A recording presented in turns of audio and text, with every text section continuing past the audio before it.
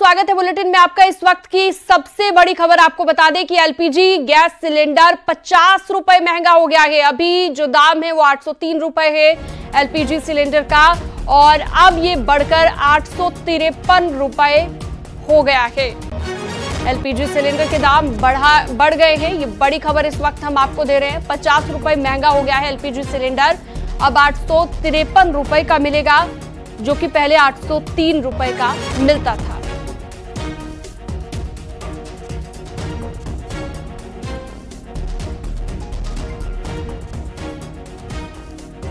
BJP के firebrand नेता संगीत सोम ने एक बार फिर से विवादित बयान दिया है। वक्फ कानून और औरंगजेब विवाद को लेकर समाजवादी पार्टी पर निशाना साधा है। संगीत सोम ने कहा कि रामगोपाल यादव समेत सभी सपाइयों को सड़कों पर पीटा जाएगा। समाजवादी पार्टी के अंदर औरंगजेब की आत्मा घुस गई है। का सड़कों का आंदोलन करेंगे रामगोपाल यादव, तो करके देखें। ये सनातनियों ने ठान लिया है, वो आंदोलन करके देखे, दौड़ा दौड़ा के पीटा जाएगा उन आंदोलनकारियों को। सपा पार्टी के लोगों की बुद्धि भ्रष्ट हो गई है। उनके अंदर औरंगजेब जैसे आक्रांताओं की आत्मा प्रवेश कर चुकी है। उनके बारे में ज्यादा बात करोगे तो ठीक नहीं है। वक्फ बिल अब कानून बन चुका है, लेकिन सियासी बयानबाजी लगातार जारी है। यूपी सरकार में मंत्री सुरेश खन्ना ने जहां विपक्ष को घेरा, शिया धर्मगुरु कल्बे जव्वाद ने इस पर सवाल उठाए। अखिलेश यादव ने भी संविधान को खतरे में बताया है। इसी को लेकर एक रिपोर्ट आपको दिखाते हैं।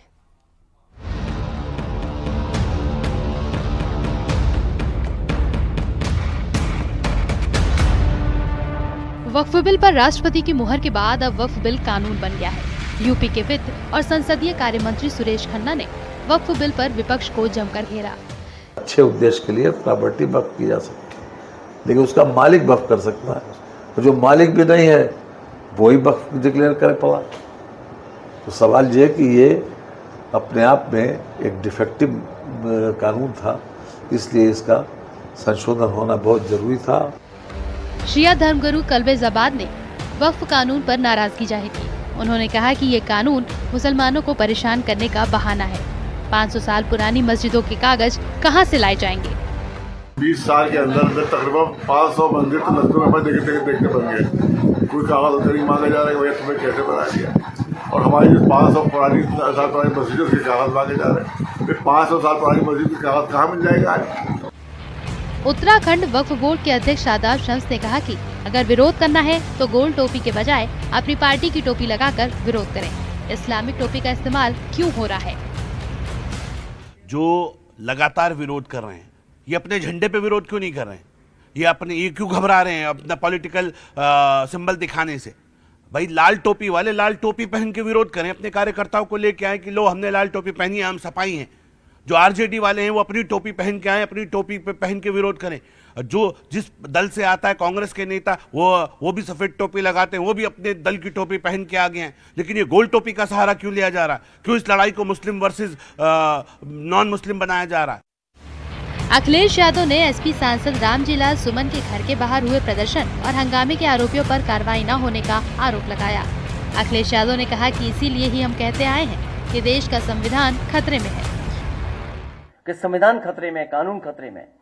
ये बाबा साहब भीमराव अंबेडकर जी का जो संविधान है, ये हमारी ढाल है, हमारी संजीवनी है, हमें सम्मान दिलाता है। उसी को खतरा पैदा कर रहे हैं। सोचिए, कोई कल्पना कर सकता है कि एक डेमोक्रेटिक कंट्री में कॉन्स्टिट्यूशनल, जहां कॉन्स्टिट्यूशन हो, जहां कानून हो, जहां शपथ ली गई हो, वहां पर कोई झंडा लेकर के इस तरह का व्यवहार कर ले। वक्फ बिल और रामजीलाल सुमन के बयान पर मचे बवाल के बाद बीजेपी और विपक्ष में वार पलटवार जारी है। न्यूज़ 18 के लिए ब्यूरो रिपोर्ट। इमरान मसूद ने ऐसा कुछ कह दिया जिससे महागठबंधन में टेंशन होना स्वाभाविक है। इमरान मसूद ने कहा कि गठबंधन की जिम्मेदारी सिर्फ कांग्रेस की थोड़ी है। इमरान मसूद ने यूपी में एसपी और बिहार में आरजेडी के साथ गठबंधन को लेकर बड़ा बयान दिया है। बड़े जहाज पर समंदर के अंदर जब तूफान ज्यादा होता है तो लहरों के थपेड़े छोटी कश्तियों को खा जाते हैं, तो फिर बड़े जहाज की सवारी से ही जान बचती है। देखिए, सम्मानजनक सीट तो देनी पड़ेगी इनको। अगर गठबंधन चलाना है तो गठबंधन चलाने की जिम्मेदारी क्या सिर्फ कांग्रेस की है? आपकी जिम्मेदारी नहीं है क्या? कांग्रेस एक बात की गारंटी है देश के अंदर कि कभी भाजपा के सामने कंप्रोमाइज नहीं करेगी। सीएम योगी आदित्यनाथ गोरखपुर पहुंचे और मदन मोहन मालवीय यूनिवर्सिटी के कार्यक्रम में शामिल हुए। इस मौके पर 26 टीचर्स और 60 स्टूडेंट्स को सम्मानित किया गया। सीएम योगी ने कहा, 2014 के बाद पीएम मोदी की अगुवाई में देश हर सेक्टर में तेजी से आगे बढ़ रहा है। सीएम योगी गोरखपुर मदन मोहन मालवीय यूनिवर्सिटी के कार्यक्रम में पहुंचे। यहां सीएम योगी ने 26 शिक्षक और 60 छात्रों को सम्मानित किया। इस मौके पर उन्होंने बताया कि भारत की अर्थव्यवस्था अब तेजी के साथ आगे बढ़ रही है। आज दुनिया के सामने भारत अपने आप को साबित कर रहा है, हर भारतीय अपने आप को साबित कर रहा है। प्रधानमंत्री मोदी जी के नेतृत्व में पिछले 10 वर्ष में बदलते हुए भारत को हम सब ने देखा है। हो सकता है इससे पहले भी संभावना थी, क्योंकि देश तो वही है, संसाधन भी वही है। सीएम योगी ने कहा कि 2014 के बाद पीएम मोदी की अगुवाई में काफी सुधार हुआ। हर सेक्टर तेजी के साथ आगे बढ़ रहा। तंत्र भी वही है, नेतृत्व बदला और उस नेतृत्व ने अपने दूरदर्शिता के कारण आज भारत को दुनिया के सामने उन ऊंचाइयों तक पहुंचाने का काम किया है जहां पर जाने के लिए पूरी दुनिया उतावली दिखती है। बता दें कि मुख्यमंत्री ने आज 4 नई सीएनजी बसों को हरी झंडी दिखाकर रवाना किया। साथ ही 91 करोड़ की 13 परियोजनाओं का लोकार्पण और शिलान्यास किया। न्यूज़ 18 के लिए ब्यूरो रिपोर्ट। रामनवमी के मौके पर अयोध्या से एसपी सांसद अवधेश प्रसाद ने रामलला के दर्शन किए, जिसके बाद उन्होंने अखिलेश के भी जल्द दर्शन करने की बात कही है और बीजेपी ने एसपी पर तंज कसा है।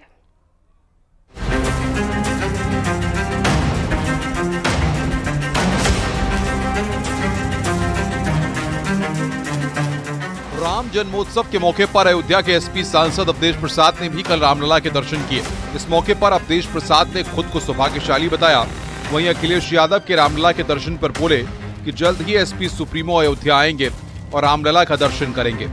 सांसद जी, सबसे अहम सवाल, अब आप दर्शन कर चुके हैं, आपके मुखिया सपा सुप्रीमो कब आशीर्वाद लेंगे? आएंगे, जल्दी आएंगे, जल्दी आएंगे। एसपी सांसद अवधेश प्रसाद के बयान पर यूपी सरकार में मंत्री सूर्य प्रताप शाही ने निशाना साधा। उन्होंने कहा कि मिल्कीपुर सीट हारने के बाद अखिलेश यादव को सद्बुद्धि आई है। अयोध्या में लोकसभा पर समाजवादी पार्टी जीत गई तो उन्होंने अपने को ये बताया कि हम समाजवादी अखिलेश यादव जी ने कहा कि अयोध्या के राजा तो अवधेश प्रसाद हैं। और थोड़ी दिन के बाद अब मिल्कीपुर में जब उपचुनाव हुआ है तो वहाँ की जनता ने इस बात को बता दिया कि तुम तो मारीच थे और गुमराह करके तुमने वहाँ पर जो है आप जीत गए। लोकसभा चुनाव में अयोध्या सीट गंवाने के बाद मिल्कीपुर विधानसभा उपचुनाव जीतकर बीजेपी उत्साहित है। बीजेपी का आरोप है कि वोट बैंक के चलते अखिलेश न अयोध्या गए और न ही मथुरा। न्यूज़ 18 के लिए ब्यूरो रिपोर्ट।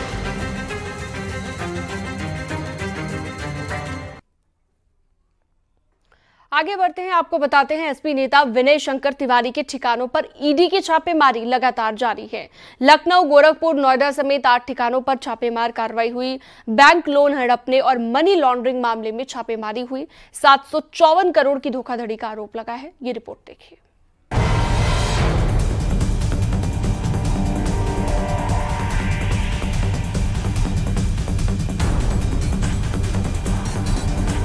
गंगोत्री इंटरप्राइजेस से जुड़े करोड़ों रुपए के बैंक लोन घोटाले की जांच में ईडी की कार्रवाई तेज हो गई है। ईडी की एक टीम पूर्व मंत्री हरिशंकर तिवारी के घर पहुंची, जहां पूछताछ और दस्तावेजों की जांच जारी है। चिल्लूपार से विधायक रह चुके पूर्व मंत्री के बेटे और एसपी नेता विनय शंकर तिवारी से पूछताछ हो रही है। लखनऊ, गोरखपुर, महाराजगंज, नोएडा, मुंबई के ठिकानों पर छापेमारी हुई। बैंक लोन हड़पने और मनी लॉन्ड्रिंग मामले में छापेमारी हुई। 754 करोड़ की धोखाधड़ी का आरोप है। पूर्व विधायक विनय शंकर तिवारी और उनके परिवार की कंपनी गंगोत्री इंटरप्राइजेस से मामला जुड़ा हुआ है। महाराजगंज में ईडी की ताबड़तोड़ छापेमारी हुई, जिसमें हरिशंकर तिवारी के रिश्तेदार के घर छापेमारी की गई। जिला पंचायत सदस्य दीपक पांडे के घर छापेमारी की गई। 6 अधिकारी जांच पड़ताल में जुटे हैं। गोरखपुर में भी पूर्व विधायक विनय शंकर तिवारी के घर रेड चल रही है।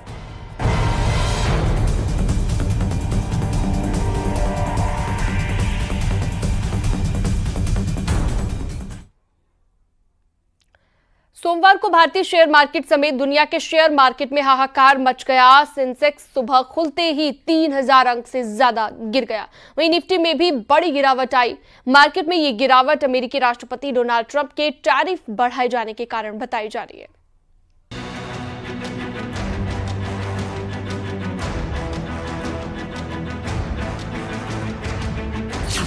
भारत में 19 लाख करोड़ स्वाहा।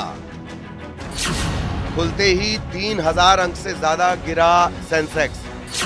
दुनिया के शेयर मार्केट में हाहाकार।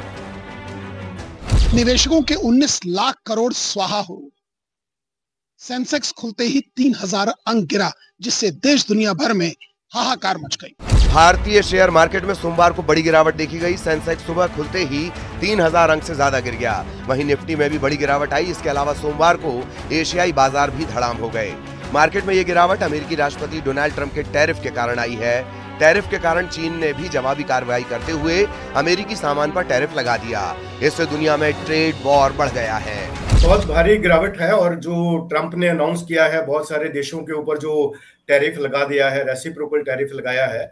और चाइना ने भी रिटेलिएट किया है। चाइना ने भी 34% जो टैरिफ है वो घोषित कर दिया है, जिससे कि एक बहुत बड़ी जो सेलिंग है वो सभी एशियन मार्केट्स में और पूरे विश्व में ही एक सेलिंग का माहौल बना हुआ है। और ये खास करके मैं ये कहूंगा कि भारत के लिए एक चुनौती भी है और एक अपॉर्चुनिटी भी है, क्योंकि भारत से ज्यादा बहुत सारे देशों के ऊपर जो टैरिफ लगाया गया है, लगभग 20 देश ऐसे हैं जो भारत से ज्यादा पीड़ित हैं, जिनके ऊपर भारत से भी ज्यादा टैरिफ लगाया है। जैसे हमारे ऊपर 26% लगाया गया तो उनके ऊपर 26% से भी ज्यादा है। तो हमारे लिए एक अपॉर्चुनिटी भी बनती है, लेकिन एक पैनिक सेलिंग है। इस टाइम पे माहौल ऐसा है कि सब लोग देख रहे हैं कि काफी ज्यादा भारी इम्पैक्ट होगा। भारत के अलावा दूसरे एशियाई बाजारों में भी भारी गिरावट आई है। मंदी की आशंका से हांगकांग और चीन के शेयर बाजारों में भी गिरावट देखी गई। हांगकांग का हैंग सेंग बाजार खुलते ही 10% से अधिक लुढ़क गया, जो 2008 के आर्थिक संकट के बाद एक दिन में आई सबसे बड़ी गिरावट है। चीन के CSI 300 ब्लू चिप इंडेक्स में भी 5% से अधिक की गिरावट आई। चीन की करेंसी युआन भी जनवरी के बाद सबसे निचले स्तर पर आ गई। इससे पहले बीते शुक्रवार को भी शेयर मार्केट गिरावट के साथ बंद हुआ था। शुक्रवार को सेंसेक्स 930 अंक की गिरावट के साथ बंद हुआ। वहीं निफ्टी 345 अंक लुढ़क कर 22,904 पर बंद हुआ था। जानकारों के मुताबिक इस अचानक गिरावट के कई कारण हैं। इनमें कुछ अंतर्राष्ट्रीय हैं और कुछ घरेलू। अमेरिका के टैरिफ के कारण अंतर्राष्ट्रीय स्तर पर ट्रेड वॉर का डर फिर से बढ़ गया है। अमेरिका के बाजार में कमजोरी है और यूएस स्टॉक फ्यूचर्स भी गिर रहे हैं। इन सब वजहों से निवेशकों में डर का माहौल है। Bureau report, news 18। और बड़ी खबर आ रही है दिल्ली के मयूर विहार से, जहां पर एक शख्स ने मेट्रो स्टेशन से छलांग लगा दी, जिसका वीडियो के बागपत और शामली में पुलिस ने जमीन में गड्ढों को दबाए गए 5 करोड़ रुपए बरामद कर लिए हैं। यूपी पुलिस ने एटीएम में पैसे डालने के नाम पर करोड़ों के गबन का मामले का खुलासा करते हुए करोड़ों की रकम जमीन से बरामद की है। क्या है पूरा मामला, आपको इस रिपोर्ट के जरिए दिखाते हैं।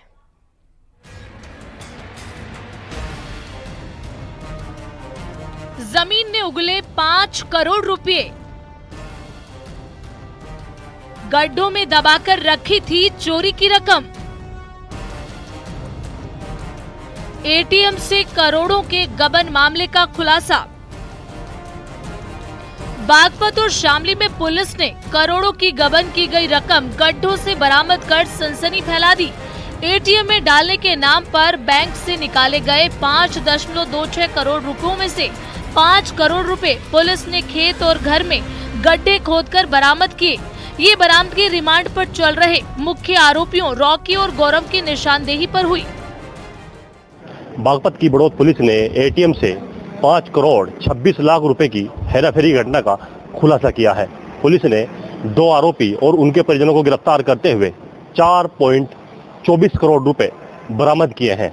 एटीएम में पैसे फीड करने वाले 2 लोगों ने मिलकर 5 करोड़ 26 लाख रुपए का गबन किया था। एटीएम में पैसे फीड करते समय ये पैसे तो चढ़ा देते थे, लेकिन उनको एटीएम में फीड नहीं करते थे। इसका खुलासा तब हुआ जब CMS कंपनी के एमडी ने इनके खिलाफ शिकायत करते हुए 5 करोड़ 26 लाख रुपए गबन का आरोप लगाया था।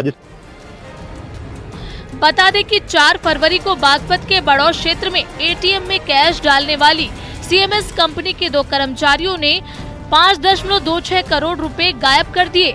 कंपनी की तरफ से 24 एटीएम के करोड़ों रुपए गायब करने वाली कंपनी के ही 2 कर्मचारियों के खिलाफ मुकदमा दर्ज कराया गया। सीएमएस कंपनी के प्रबंधक योगेंद्र सिंह ने एफआईआर दर्ज कराई थी।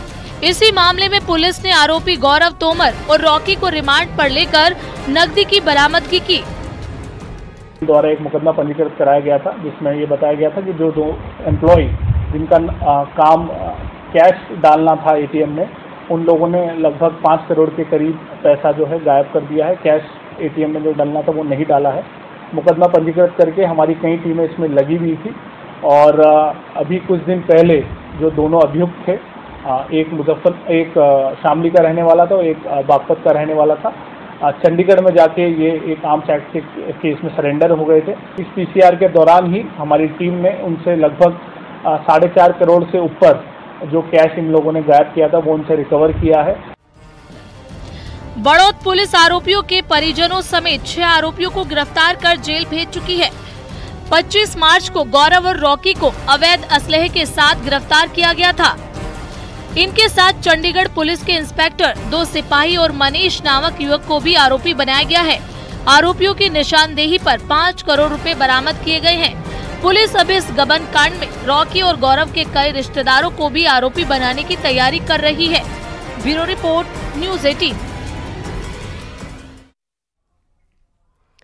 पेट्रोल डीजल पर एक्साइज ड्यूटी बढ़ा दी गई है। एक्साइज ड्यूटी में 2 रुपए प्रति लीटर का इजाफा हुआ है, बढ़ोतरी की गई है। एक्साइज ड्यूटी में बढ़ोतरी कल से लागू होगी, यानी कि आज रात 12 बजे से लागू हो जाएगी। हालांकि पेट्रोल डीजल की कीमतों में कोई इजाफा अभी नहीं होने जा रहा है। एक्साइज ड्यूटी में 2 रुपए प्रति लीटर की बढ़ोतरी के बाद केंद्र सरकार ने साफ किया है कि आम जनता पर इस इजाफे का कोई असर नहीं पड़ेगा और पेट्रोल डीजल मौजूदा दरों पर ही मिलता रहेगा। You would have seen a notification from the Ministry of Finance saying that the excise rates are going up by 2 rupees on petrol and diesel. Let me clarify up front on the record. We've already issued a clarification from the ministry. This will not be passed on to the consumer.